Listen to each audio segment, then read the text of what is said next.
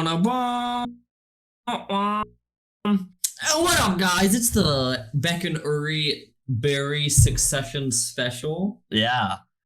We figured that we really couldn't talk as much about it as we'd like to on the main podcast, so we're doing this mini series to break down each of the last 5 episodes of Barry and Succession. Aren't we lucky that they're both 5, so it times out well? Yeah, it's And great. so we didn't get to talk about episode 5, so we're just gonna get straight into it. I'm just gonna give like a plot breakdown so we know how to approach into these episode 6 and episode 4 of Barry. So let's start with Succession, episode 5, also known as Kill List.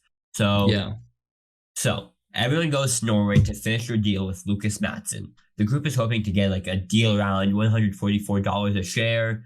And as the episode progresses, Kendall and Roman decide they don't want to do the deal. They want to backtrack because they want to keep doing the jobs as CEOs of Waystar Royco, even though they've only been doing it for like 24 hours, maybe. And so in this episode, we see how Shiv snuggles up to Matson in some ways, and she's kind of teaming up with him. I would say he shares some stories with her. We do get to see a little bit of a connection between Tom and Shiv that is more expanded on in this episode 6. And then there's a lot of negotiations between Roman, Kendall, and Matson, all fighting like how they're gonna do this. And he's like, they have a big confrontation up when they're like walking in the mountains. But the episode ends with Matson offering a whopping $192 a share. And that's more than what they wanted. This was I was saying I was kind of dumb for this. I thought it was offering like $192 billion for the entire company. And I'm like, that is not real. No, a lot of people assume that. So whenever I try to get like facts, because there's a lot of stuff in Succession that I don't fully understand the business stuff of, because it's just I don't understand that well. So I try to look up a deal, but every like news article I went to, it says 192 billion, and I knew for a fact that the one thing I can count on that it meant shares. I knew it meant $192 a share, and that's very different than 192 billion. Yeah, no, because like I think the largest merger or like acquisition in history was 100 billion. Yeah. So something being 192 billion would definitely not happen. Yeah. And so let me just recap episode 3 of season 4 of Barry now. So this episode, it kind of continues off from the 2-episode premiere. So now everyone's kind of doing their things. We got our 5 main characters: Noah, Hank, Gene, Barry, Sally, and Fuchs. So Fuchs is like kind of reeling from Barry's betrayal of him to leave to go to special housing. Barry's trying to work out a deal with special housing, which leads to a very confrontational phone call with Noah Hank. They're kind of like diverging on opposite ends, which we kind of get to see a little bit more of this episode. And so Sally's kind of doing her teaching job, and she's not that good at it, but the one student who she actually did teach did like her. And so we see that also going on more in this episode. And so, and then Gene, he's kind of he's kind of scared or something, because like he heard that Barry might go for him, or like, and there's also Janice Moss's father, Jim, who's also kind of like, he's a pretty funny character. Yeah. And so Noah, Hank, and they're kind of just like, they're planning a hit out on Barry. The main thing you gotta know from this episode is that at the end of the episode, while he's having a conversation with FBI, 2 podcast guys are set out to be hitmen, which was, albeit that was a really funny bit. It's like you've hired 2 podcast hitmans. Yeah. Imagine if we were hitmans. Imagine if we were the 2 guys.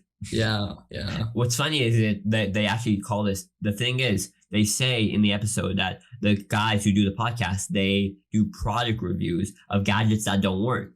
And one of the podcast guys tries to kill Barry, he shoots him, but it doesn't work because he blows up his own hand. So they kind of shadow that, which is cool. But it ends up like it's a fuck up on all proportions. There's 2 guys. One guy's in the roof, and he He kills all the FBI agents except for Barry, the one guy supposed to get. And Barry at the end of it is like, it's like you go and he just leaves, and like the scene ends with the warden yelling, "Where is Berkman?" And so that's how we leave off for Succession and Barry. So right now we're going to start with breaking off the Succession piece, because that's, albeit I think, the larger piece. Barry is still good, but that's where we're going to dive in first. Yeah, well, Succession's like double the length, so yeah, definitely. We're going to dive deep into that first, and then we're going to go into Barry. And so right now I have how we're going to structure this. So let's go off. Instant Thoughts, episode 6, also known as Living Plus. I'll break down after Instant Thoughts. You go first. All right. So, episode 6, Succession. This one, a lot of tensions. You could see everything starting to like start bubbling. You see Kendall being like, okay, so I want to be CEO. I'm going to be CEO, but he's going to try to be a CEO in his own way. And we kind of see what he attempts to do when he has all the power and doesn't have anyone to reel him back in. Mm-hmm. He just does all this insane stuff. And then you have Roman, who also now instantly like fires 2 people. Yeah, not 2 executive females. Yeah. Yeah, he's doing a bit of a power trip. Yeah. Mm-hmm. And then you could tell he was like trying to be like, oh, maybe I made a mistake to like Kendall. And then Kendall's like, no, let's do it. And then Roman's like, oh, okay, this must be a good thing then. So they kind of bring out the worst in each other. Yeah. You have Shiv just being outcasted more and kind of aligning herself more with Matsson. Mm-hmm. That was really interesting. We'll dive into that more. Yeah. You have Tom and Shiv. That's somehow just like trying to rekindle it a bit, maybe. Yeah. So I'll say my thoughts. I would say that I thought it was a really good episode. It didn't bring the ferocity of last week's episode. I would say it was like a bit more calm. I saw like the beat behind the scenes. He said like there's a lot of interesting drama that goes in like a product launch. It's like I think it was commenting on like kind of like the techie aspects of that, which I thought was really cool. It was kind of like it's like I feel like it's also kind of like a weird transition episode, if you get what I say. Yeah, to like them actually being CEOs. Mm-hmm. It's like we kind of get to see a first look at how Roman and Kendall really get to be these like CEOs. And yeah, any last instant thoughts? I thought the products they were trying to launch were dumb. Yeah, that was. It was like they were trying to be like, okay, no, we're gonna sell this house. Yeah, but like it's gonna be like a cruise on land. It was so confusing. They were just trying to like do real estate with a bunch of weird terms.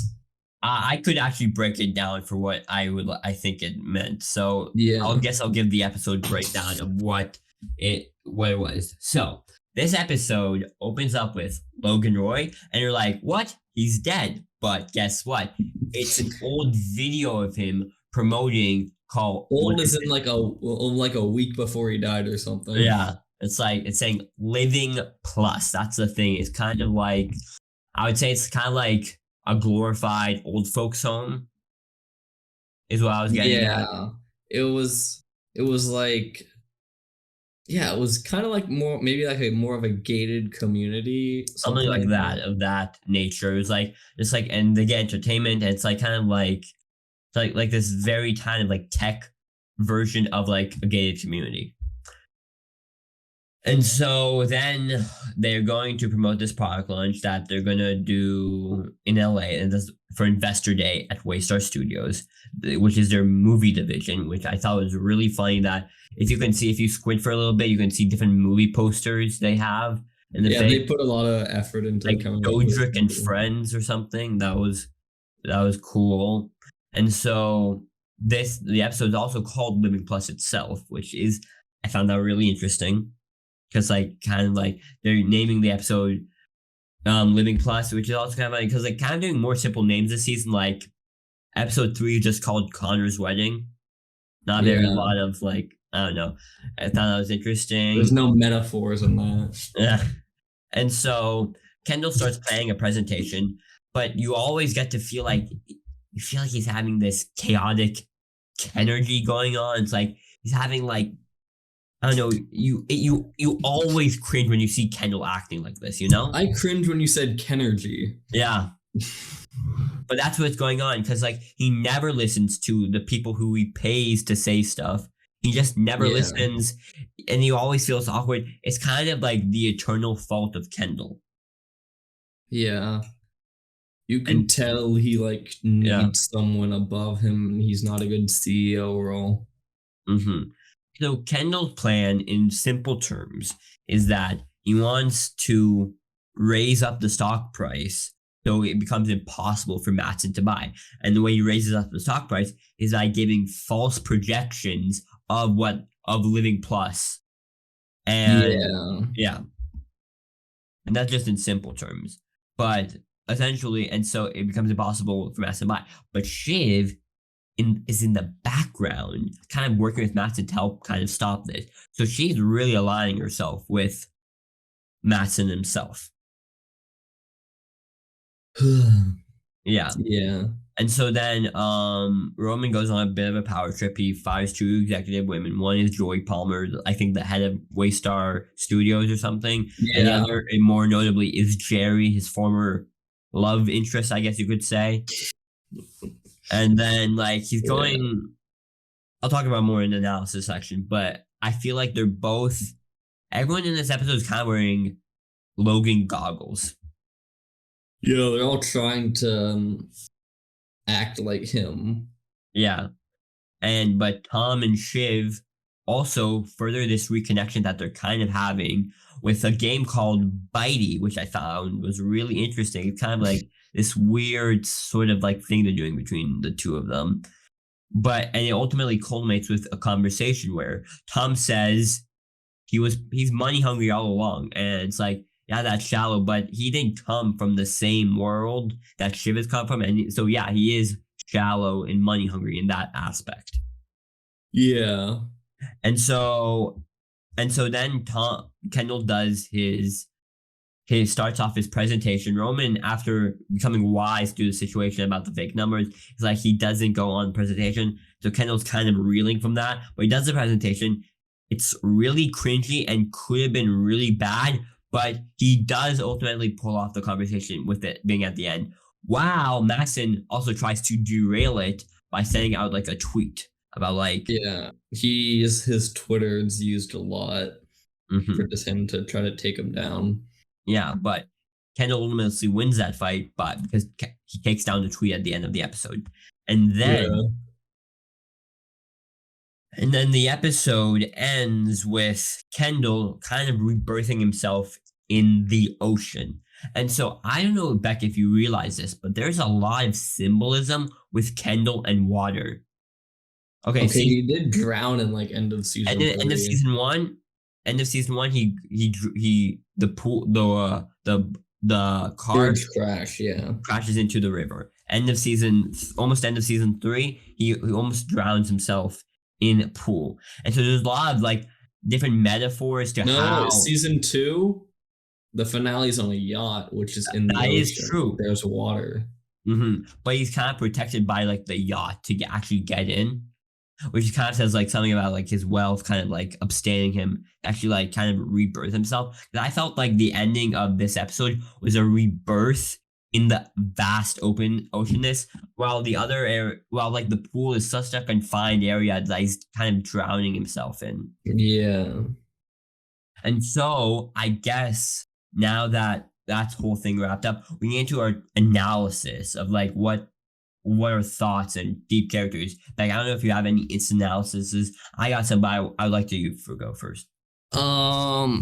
Analyses. Okay.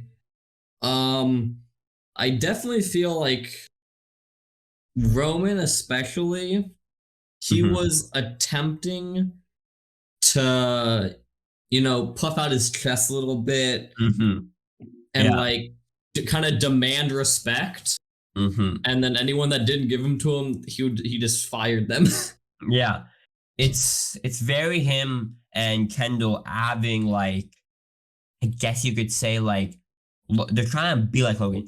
In this post Logan world, everybody is trying to be like Logan. Like Carl is Yeah. even like even being a little bit more brass. He's like, Yeah, that's the saying- first time he's like been straight yeah. talking to him. I would say the most significant Logan goggles example I see in this episode was Greg with the thing with the sound editor. Yeah, with That the deep faking. yeah, Yeah. I found that to be like that's we kind of saw that with well Carrie. He's kind of like when he tried to say that you aren't good at like at like the new stuff. But now Yeah. we seeing like he's kind of getting a little bit of a everyone's kind of like boosting up their power because it's kind of in a post Logan world, everyone is unhinged. Yeah. But Greg did not do a good job at it. Like he was like, dude, I need you to do that. Come on, come on, come on. I need you to do this. Come on. I'm gonna get fired. I would say So it's yeah. definitely like kind of like a slow build. I think every episode is going to build a bit more. I feel like they have something planned for Greg that we're going to see continue, but I don't know. Yeah. I would say that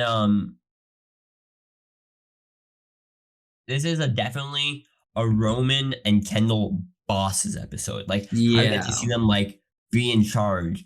And like it's kind of surprising in a way that we expect them to be a bit like we say they act like to be like be Logan, but they're always in essence they are always be themselves because Kendall can never really quite change like not listening to people and kind of arrogance because do you remember watching like him talking to people about that like the house on the stage and you just like Yeah.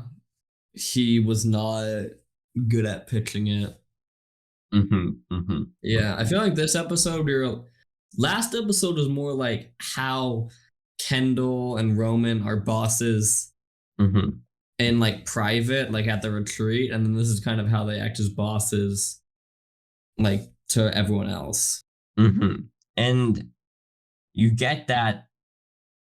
I don't know if you felt this, but do you like felt they were being good or like not that good? They were not good. Mm-hmm. I Because mean, they I including the don't, aspect of trying to imitate Logan or something. yeah, I don't feel like anyone else could do it better, Mm-hmm. but I wouldn't say it was good. Yeah, no. They're definitely they're definitely still daddy kids wearing daddy's shoes type of vibe. Yeah. Now, what I really want to learn about your take, what do you feel on the whole Matson and Shiv angle? Uh, I mean, I don't really like see the chemistry there, but I find it's a bit weird one because it's not something you like really expect, do you? yeah, well, it sounds good on paper. Mm-hmm. Like you imagine like the two brothers become the CEO, they promise to work with Shiv. They don't work with him a lot, so Shiv then drifts towards their enemy. Mm-hmm. I would say that Shiv. It's a bit of weird one because you always see like Kendall's kind of always pushing Shiv out, but Roman's always kind of the guy who's kind of keeping her in, trying to clue her in. Because like that hug they did before, like when they're having a conversation, rather than Yeah. hugs they had in previous episodes, the hugs are becoming kind of feeling empty. Yeah. Wait, we Yeah, literally did not see Connor at all this episode, I just realized. Or last one. I Or no, think we maybe. saw him a bit last one, but we did not see him at all this episode. Yeah, I would. Let me see something. Yeah. Like his only thing last episode was like, yo, I need to be in the loop. And then he's like not in it at all. Mm-hmm. Mm-hmm. I would say that. Let me check something in my notes. I had something to say. Yeah, so I think um another interesting thing that comes of like these I guess I know I say corporate deals is that I feel like what the show is trying to invoke is that people who do this type of stuff and corporate stuff, I guess they're fundamentally kind of broken people. Yeah. I mean, you kind of like have to be able to do the stuff or do bad stuff to be able to actually get the job. So it seems like they'd all be broken. Because mostly I kind of see this in a way that when they say Lucas Matson, when they say about that he's a genius, he just does this type of stuff, you know? Yeah. It's like, are we forsaking just because he's a genius he can do anything he wants? And it's like, Yeah. Also, like, dude, he's been like tweeting bad stuff. I feel like people would not like his company or he would be called out for that, but we have not seen anything like that. yeah, which is kind of like he's very much I don't know if he's very much kind of like an Elon type of guy, you know? Oh, yeah. I feel that. It's like the way he like kind of conducts himself, is like it's very obtuse, or he's like I would say he's very kind of like this weird narcissistic type of guy. And it's like, yeah, something in that vein. And what I found what was really interesting was when in the beginning of the episode when he says, that's not the worst thing my dad even said to me. It's like a Valentine's Day card compared, you know. Yeah. That's kind of showing like how fundamentally broken that relationship was. Because you know what the last thing Logan ever said to them? What? You're not serious people. Yeah. And that's fundamentally that's relationship. That's how it's always going to be at the end of the day, you know? Yeah, and that video was probably recorded while they were like betray or after the betrayal, so it was definitely off of emotion. hmm And so what was really I was, but you should say something. I Say should say something. Yeah, you should say something. I should say something. Okay. Yeah. I feel like I think I've covered all the stuff I thought about it. If you Okay. got anything else. I have a few more thoughts. Yeah. It was really interesting, like the CE bros at the end of this episode. They kind of leave this episode in a dark place where Roman kind of just repeatedly listened to the deep fake of his dad saying Roman Roy has a micro penis and something like that. Yeah. That was I don't know. I thought that was just like, him processing Because like his he dad's always grief. they're all because throughout the entire episode and this season he says like he can't process he's refusing to process the grief, and everyone's saying it's going to come eventually, but it's kind of like I guess it's a way of protecting himself. Yeah, I mean, this is like almost only what, like a week after he died. So Something like that, because I think each episode of the season takes place maybe after in the course of one day, like a day after day or something like that. this I think they said like a week from this episode Okay. from the dad death. Yeah. I would like to say something about Tom. Ooh, Tom, he I had quite present in this He episode. isn't quite present, but his presence. You really think by the end of this season show they're going to get back together? Probably, It's like you see. maybe. I feel like each episode they're putting Tom and Shiv on more equal footing. Yeah, like right now, Tom literally has like no power Mm, because both the CEOs hate him and he's about to get bought out and he's on the kill list. So, No, he wasn't on the kill list. oh, he wasn't on the kill No, list? he wasn't. Oh, That's what's interesting because I feel like I feel like Shiv is actually growing more now with Tom because like there's this moment where he's saying to her outside like I choose you, I'm sorry, you know, and then there's like this whole range of emotions on Shiv's face. She goes like And like it goes from like you see like how she's deeply kind of like trout griefed out by like what Tom did to her, and the only way kind of to move past that is to talk about it with Tom, and then we get to see him and her actually talk about it because he says because at the end of the day, Shiv is never gonna feel like what Tom feels like. Tom is always gonna be a kid from Minnesota who got up in power. Of course, he's gonna be money hungry. Shiv's never had to be hungry for money, you know? Yeah. And they're just like, it's either gonna end in like utter like failure, where like I feel like maybe this Matson thing is gonna shove it up a bit or something. I don't know, but Yeah.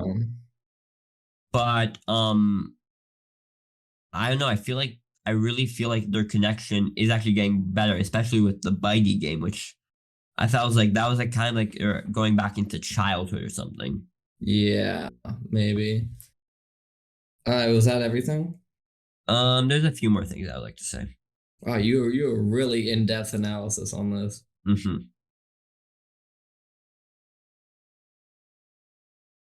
Let me see.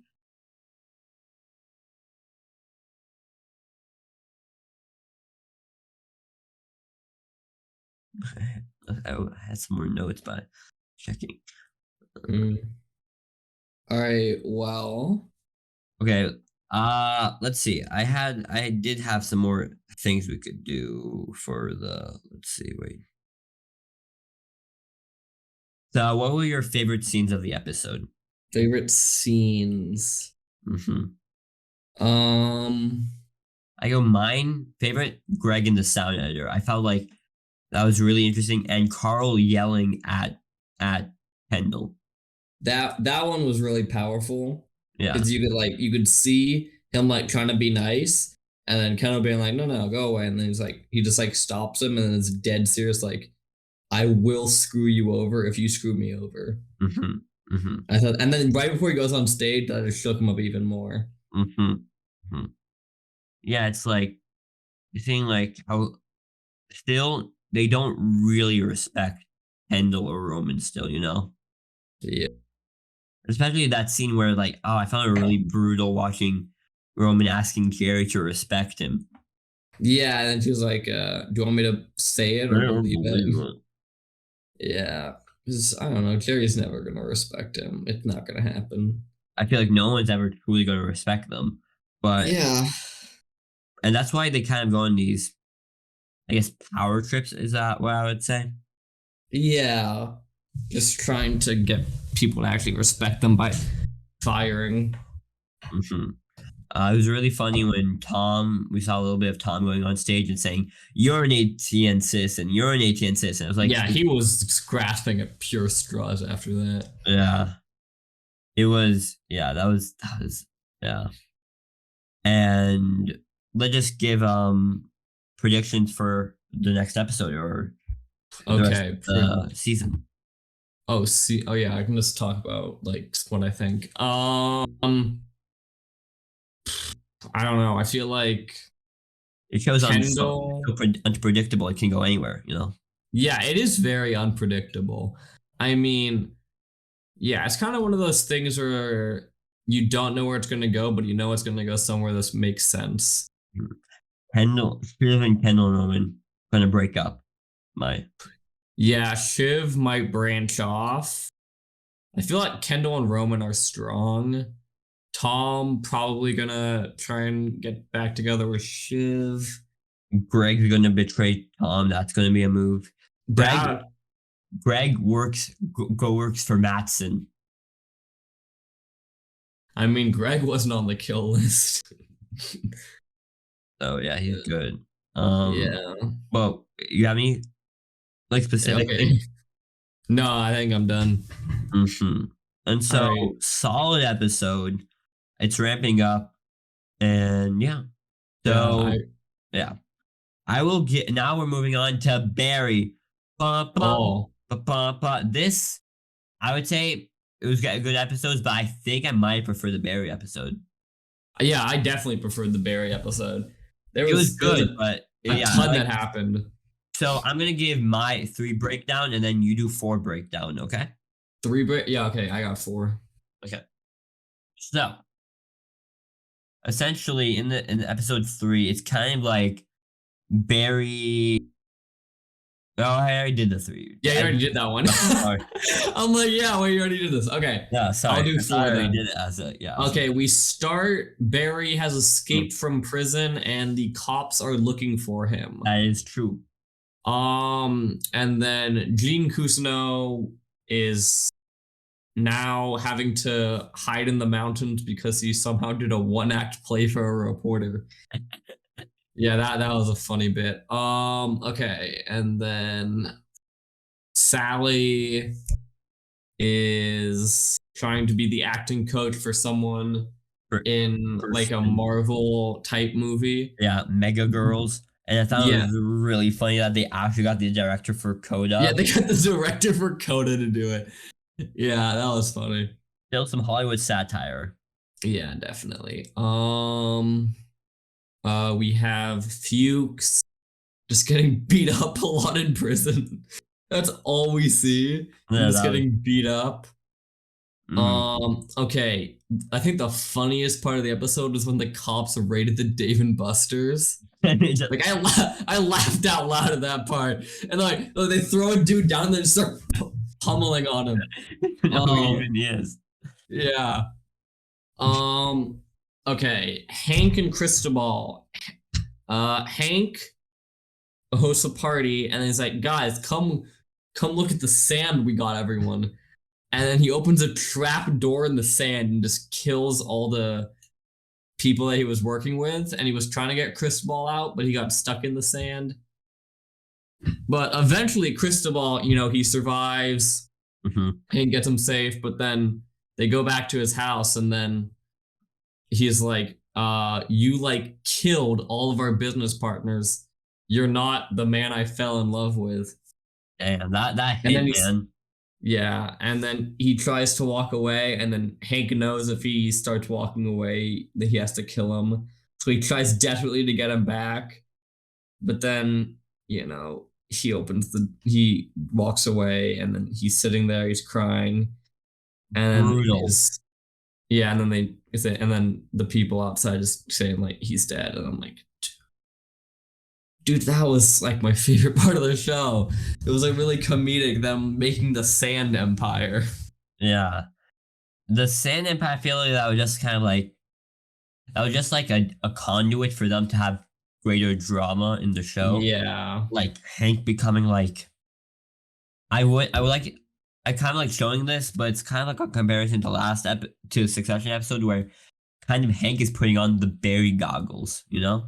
Yeah, he is trying to be a lot more Barry. Since it's like Barry betrayed him by talking to the feds. Who's like, I don't want these guys to betray me, so I'm gonna kill them. Yeah, but it was really sad when they killed Cristobal. Like It was like really heartbreaking. I didn't expect it, but I was like just seeing his dead body on the ground through the TV was like, and like I am the actor who plays Noah Hank. His name is Anthony Kerrigan, but yeah. you don't expect it for such a comedic guy, but he does like really sad stuff. Like the gang side is almost all comedy. Like there's almost like no drama on that side, even though there's like a lot more drama on the Barry side. But like this one is like depressing. Some would say that season 3 is a really dark season that it's only kind of light because of Noah Hank, season 3. Yeah. And then now Hank is depressed because, the love of his life is dead. And did you notice this correlation that at the end of season 3, he saves Cristobal, and that went from killing Cristobal. Yeah. It went 180. Also, what was really sad was, okay, I was like watching the episode like on my phone, and like someone rang the doorbell. So I went down there and I like had the thing going, and I like answered the door, and like the person opened. I'm like, yeah. And then I walk away and I'm looking at my phone, and that's right when Cousineau shoots his son. I say audibly, "No!" And the person looks and like, "What?" Yeah, so that part was also sad. Oh my god, that was so depressing. Dude, like literally, like we have like the deaths of like the two closest people, and like Cousineau's, well, like like the closest person in Kusno's life and the closest person in Hank's life just like dead. It like my mom when we were watching the episode was like, no, Yeah. when she it was like his Yeah. body, and then I felt it because like obviously Barry wouldn't come to him. This was like a really interesting episode of Yeah, like there was no Barry at all. Like, yeah, yeah. It's like this is the least amount of Barry we've seen in an episode. yeah. And that I don't know, that ending scene was a bit confusing, but I think it's like That is fantasy or I something. think it's fantasy, but you know what would be really radical if that Yeah. wasn't fantasy. What you just yeah, this like he doesn't die. He's gonna die this season, I'm thinking. I think that's too cheap for Barry to Too happen. cheap. I feel like something more interesting has to happen. He has to just go to prison. That No, happened last something season. else. Like a third more interesting fate, you know? Okay. I wouldn't know what it is, He but gets away with it. I found what was really, really, really interesting in this episode was Yeah. Sally. Like Oh yeah, she's like trying to steal the her steal the part, student's role. Yeah. and then they just failed because no matter what, I feel like there's just something innately. She's an amazing actress, but I feel like everybody kind of sees this something innately kind of like wrong with her that they just won't cast her. Yeah. I mean, the agent was trying to get her, but she just gives up. She gives up and is like, yeah, Barry, I'm gonna go with you. And I found that like I felt that coming as like when the guy was saying 70,000 a year, that doesn't really matter anymore to Sally. Maybe season 1 Sally would have probably done that, but season 4 Sally is a different Sally that Definitely. I guess would say feels she doesn't love Barry. No fucking way she loves Barry, but she does feel ultimately safe with Barry. Yeah, it's kind of sad how she just fell in the cycle, with her like her ex and then now Barry. Yeah. Yeah. That was really sad. It's just kind of like a cycle of violence through these episodes. Like, not just, I'd say not even just Barry or Succession or even The Last of Us. That's a one I'm thinking out. It's kind of like a continual cycle of violence that our characters keep repeating in. Yeah. And it's kind of like good storytelling of tragedy keeps perpetrating tragedy, Yeah, I see that. And I find that hers might be actually the saddest story of the show, just because like her show got 98% Rotten Tomatoes. I don't know. I feel like the scene that's kind of hit the hardest with me. The Hank stuff. No, not the Hank stuff. It's when that guy Barry saved in Afghanistan sees him getting rid of the body and is like, my daughter is alive because you saved me. So he doesn't turn him in. Yeah, and he says starting now. Yeah. What happened to that guy? Was he like, oh, Barry's in the news for prison and I'm not gonna say anything? Yeah, I don't know. He might come up if they like get him again and he goes to trial. They might have like the trial of him. I actually don't think there's a trial gonna be happening. I think the rest of the show is just Barry on the run. Maybe. It would be good to see a trial. Maybe like I know how they can fit a trial into like 5 episodes. No, I'm not saying like a trial. Maybe like like a mental trial. Like I don't know. Yeah, he gets tranquilized and he starts hallucinating a trial. Plot like that, but that's kind of terrible way of doing it. I mean, like shows do it, but it could work. It's like a way for him to like actually be judged for everything he's done. Kind of like what happens in the last season where he's on like the beach with all the dead people he's killed. Yeah, like metaphorical stuff like that and like dreams. What did you think about the Fuke stuff? Like that was really interesting. That when he went to the prison, they were all like, he's kind of like the boss now in some way or something. Yeah, well, he took a beating for someone without snitching on them, so I think he earned respect at least. It's like they didn't eat till he ate. Yeah. And so I feel like, is it me or do you feel like the Fuke stuff, they can end Fuke's storyline like that? Yeah, they could. I mean, Fuchs is not like my favorite character. No. I mean, he has some like comedic moments. Like when he tried being the Raven, that was pretty funny. Uh, Yeah, because I feel like Fuchs is his story. His story can end in prison, but I feel like Barry's has to end out of prison. yeah, like Fuchs was the one who kind of like was behind all this stuff, and Barry was kind of just the sword he used. Mm-hmm. Yeah. So Fuchs being in prison works. Mm-hmm. Yeah, it does work because just like if there's something that feels right dramaturgically, just about that, you know, Yeah, it just like it makes sense that Fuchs he's finally after all this he's finally just in prison, kind of like he can have like some sort of life in there, I guess. While Barry is just such a much more complicated type of character. yeah. But what did you think about like the ending scene? Like, do you The like we're talking flash forward or like when flash Barry's in the forward? house. I The flash well, forward. yeah. I thought it was, unrealistic. Like Call of Duty's not going to be around in 20 years, so the kids talking about it doesn't make any sense. Other than that, it was kind of interesting. I mean, Like to see what he I thinks. didn't realize how artsy Barry is. It's so fucking artsy. Yeah, like the lone cabin in the field. That was really cool. hmm The But shots they I was do is actually insane. I was really confused because at first I thought it was a flashback, like Like because to his we've past. yeah we've had stuff like that, but no, it's actually a flash forward. I thought that was a cool Is it a twist. flash forward or is it a vision? Okay, flash forward or vision, I don't care, but as long as it wasn't a flashback, so it's still a twist.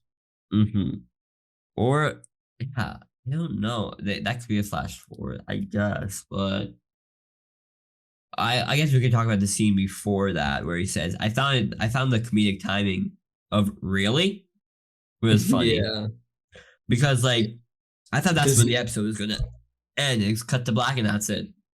yeah. The sad thing is like the title cards now they don't have the music. It's a lot more comedic when it just like jumps to the Pa music. pa pa pa. Yeah, when it jumps to that, I think it's really funny. Like using that as a cutaway. Yeah, I would say another character I just want to touch on before we kind of end things up is Yeah. Jim Moss. No, Jim Moss. His character is so funny because it's like this like he's so intimidating he can get like an interrogator to kill themselves. And he makes the guy speak German or something. Yeah, yeah, he's really funny. Yeah, he's But he does seem like dedicated to putting Barry in the ground. yeah, which I think also plays into that kind of cycle of violence, which is like because at the end of season, I think it was at the end of season 3 episode, Yeah, and I think it was the last shot. It was the cops had taken Barry away, but yeah.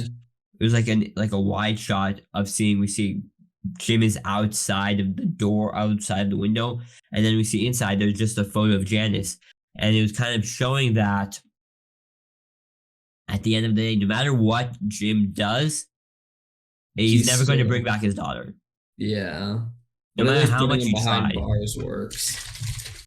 No matter what, he has to deal with his grief. No matter what, you won't. Even if you kill Barry, it's not gonna help Janice. It's not gonna do anything to Janice.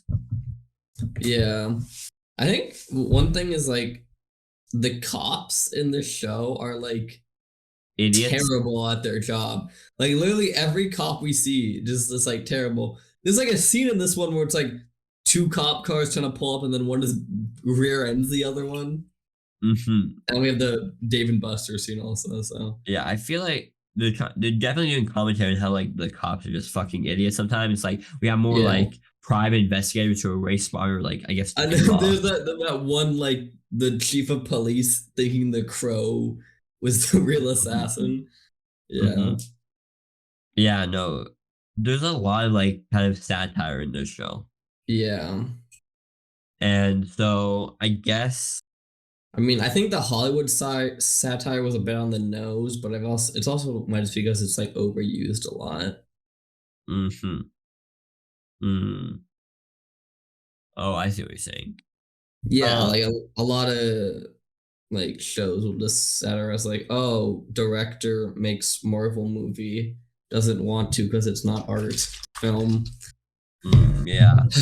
What I'd say the star of this episode was Noah Hank. Yep, definitely. That arc probably carried it through. I'd probably say ranking of like the arcs, I would probably say Hank, Sally? Gene, Sally, Fuchs. Because we never got to see what the aftermath of what after him shooting his son. Yeah, I'll probably get that next episode. Yeah. This was the episode that Barry was least in, which I thought was cool that He's they did definitely that. gonna be in it a lot next time to make up Yeah. for it. Yeah, and so this show, we're already halfway through both of these shows. Yeah. And so it's gonna two major events, two TV events are gonna happen on May 28th.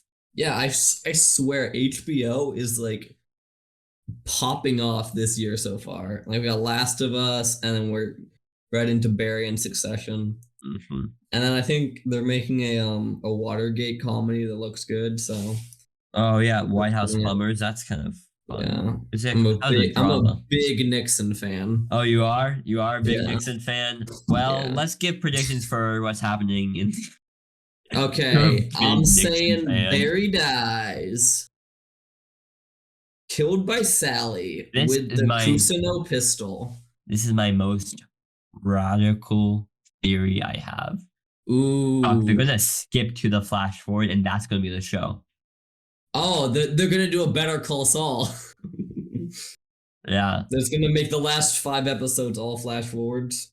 yeah, It would be that'd be a good story structure at least, because you can say like, how did everyone end up? It's a mystery, but they cannot maintain that for 4 episodes. I don't know. That's my like really radical theory. It's either that or the flash forward vision is actually a flash forward, and they're going to cut between that and the present time. All right. That's certainly something character wise. No, Hank is still gonna. I also felt like this, other than maybe another Barry and Hank confrontation, this could have been the end of Noho Hank's character. Yeah, definitely. I also just realized Chekhov's gun finally got fired. With what? With the gun, that Kusino had. Oh yeah. It was the first time it fired because remember he tried to kill Barry with it and the gun just fell apart. Yeah. In season 3. Yeah, no. And then you think his son is dead or alive? I'm guessing alive, but now he's no longer going to trust his father because he shot him in the chest. Yeah, summer here. Yeah, I really wish they had a way to make a definitive death, because but you could better to be ambiguous deaths. Yeah, it's better to know if someone's actually alive or not, because a fake out death, it never feels really earned. Yeah. No. Yeah, there's a lot of moments I felt like this episode could have been the ending of some characters. In a different world, this episode could have been maybe the penultimate episode of the show. Yeah. And then the next episode would have just been a flash forward, and it would have been 6 episodes, Yeah, I feel like they could end this if they literally just do a flash forward and it's just Barry and Sally on the farm, and then Hank tries to go get his revenge. Mm-hmm. Hank, I think he's probably just going to work with the Chechens, and then that's kind of his life now. Kind of depressing. I don't think Barry's going to go for Hank. Yeah. I feel like he just Barry's not going to go for Hank. Hank might go for Barry. Yeah. That could Barry definitely wants to get out of there as fast as possible. Yeah, no. My question is, you have a fucking gun, Barry, but how did you get out of the prison? He is a Marine. Okay. Yeah, no, just use that and say he's a Marine. Did he he's a Marine, he can do it. Did he threaten a police a security guard? No, he probably just hopped the fence or something. He had a gun also. He could literally just shoot his way out of there. You think shooting just... He has a gun. He can shoot someone. Okay. Okay. All right. Well, yeah, okay. End of episode 1. So, end of episode 1. Solid. Pretty good episodes of Barry Succession. I think Barry had the edge of this episode. At the Yeah, end of episode 5, point goes to Barry. We can see who wins the best of 5. point goes to Barry, but I think overall structure probably better Succession. All right. Well, see you guys next episode. Goodbye. Bye. Always use Celsius.